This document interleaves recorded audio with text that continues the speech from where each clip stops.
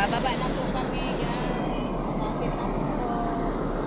Ayan, uuwi na po kami. Ayan po ang Cagayan. Ayan po. Good morning po everyone. Pa-subscribe na lang po sa lahat na nanonood.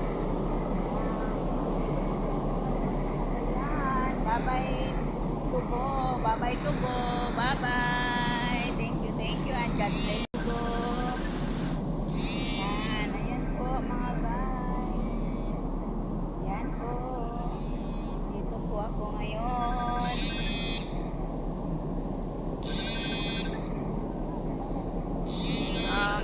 Thank you sa pagpanood sa pag-uwi ko.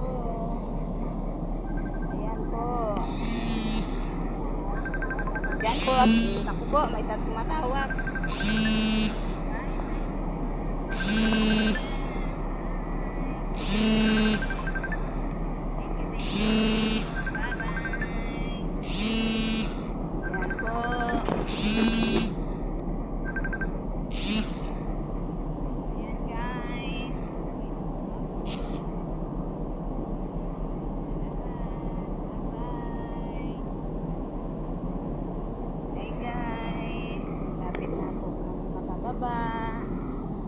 Ito po yung lugar ng Cagayan. Ayan po. Kagabi po kasi doon kami sa nakababa kami ng Cebu. Tapos yan, Cagayan po yan mga guys. Yan po ang Cagayan mga guys. So, malaki din malawak. Ayan po. Yan, napakaganda po ng view. Yan, ang ganda po. Yan, pa-subscribe lang po mga guys.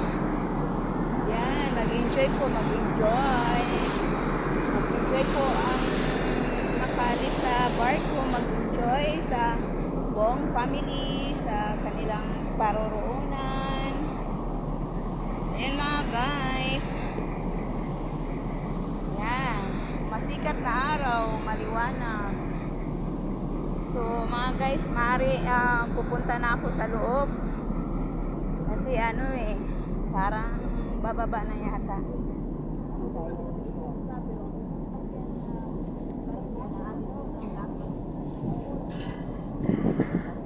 Siya, naghihilera na sila. Mga guys, tingnan mo sila.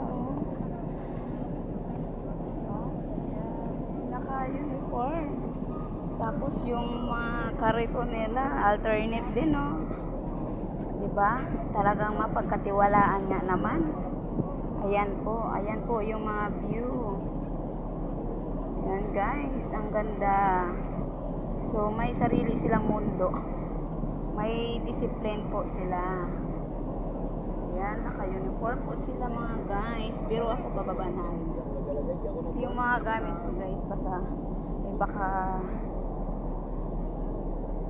may nag-aabang doon kasi may gustong maghakot sa gamit ko dito lang sa looban, pero hindi ako pumayag kasi po mahirap na. Maganda po kasi yung one way lang. Teka lang guys, pakita ko muna yung ilog dagat. Ilog dagat. Ayan mga guys. Trans-Asia Shipping Lines. Barko po yan ng guys, oh. Kita nyo? Trans-Asia Shipping Lines. Yun. Yan po, mga guys. Ganda, diba? So, nakarating din ako sa wakas ng Cagayan de Oro. So, guys, pupunta na ako dun sa loob, guys, kasi sumaba na ko lang nandito, eh.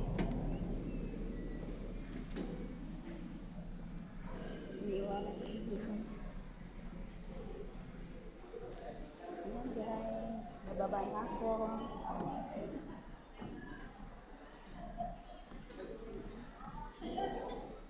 Hindi pa po nag-coffee.